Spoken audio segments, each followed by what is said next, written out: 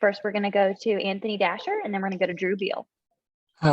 Coach, a lot to say obviously about this one, but I guess just right off the bat, I mean, how much do you put on yourself for the? I put it all on myself. I'm the coach, so I've got to do a better job all the way around, and that's what it is. I mean, you take responsibility. I got to find a way to give them better answers. We got off to a slow start, so we have to figure out what kind of adjustments we're going to make to that and regroup it a little bit, because we can't afford to get off to bad starts. And we play hard. There's no doubt about that.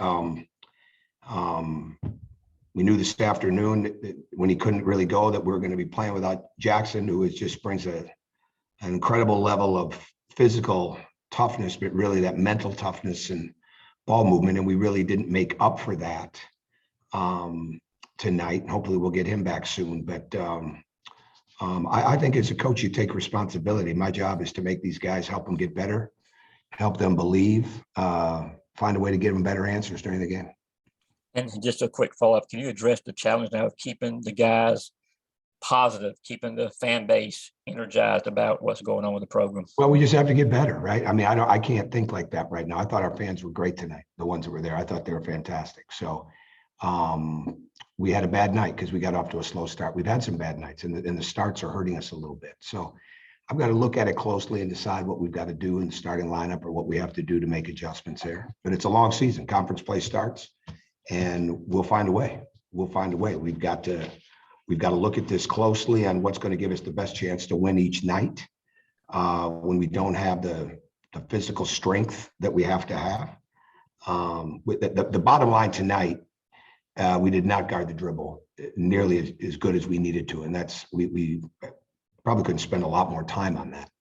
But you don't want to give a team like this that lives on middle drive those drives, and they did. But again, the ball didn't move at a crisp rate tonight. That's one reason Jackson's in the lineup like he's been, and we've got to find a way to have more ball movement, more body movement in games early on. I've got to do a better job of holding them accountable to screen and get our physicality better and our seals and things of that nature. We just got to look at that. So I mean it's a long year. I mean, we haven't played any conference games yet at all. I'm not really in a look ahead mode right now as we speak, but I'm really looking forward to getting to that film. But we got 18 conference games coming up. So we just got to get ourselves, we got to find a way to get better. And just real quick, can you say what was up with Jackson? Why didn't play? Yeah, I think if you didn't know, he had some back spasms that we were not able to hear. Yeah, we weren't able to get through those. Thank you. Hey, Coach.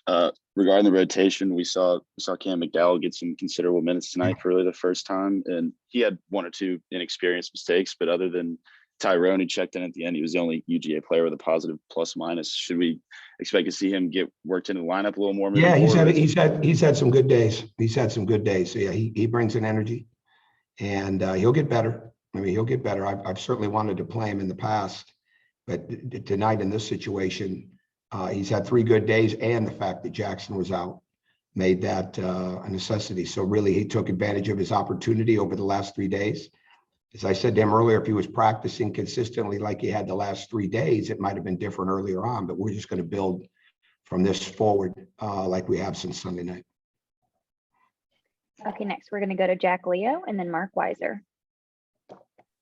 Yeah, Coach, second straight game where you guys have kind of started, really slow at that first half, and actually, been down at the half by double digits.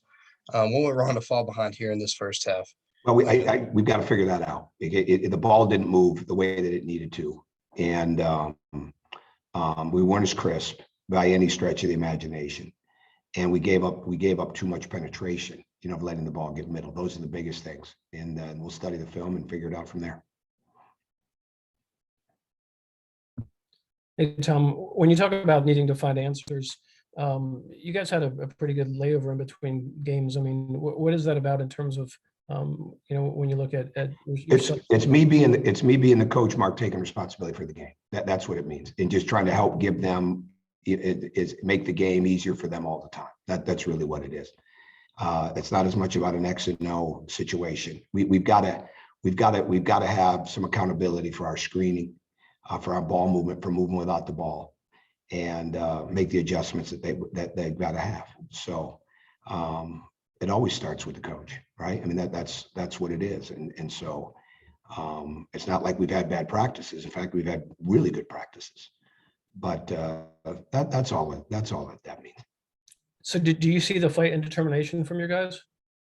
Oh yeah, but I also see quietness. Yeah, we got to give them a belief. But yeah, they were still playing extremely hard. I don't think that's an issue at all. I mean, they practiced great. I mean, we've had 3 really good practices. Not too long. I mean, but really good practices. So our slow start caught us. And again, we just didn't guard the dribble as well. And bottom line, we've got to keep finding a way for them to communicate better on the floor. Thank you. Okay, thanks, Coach. Thank you.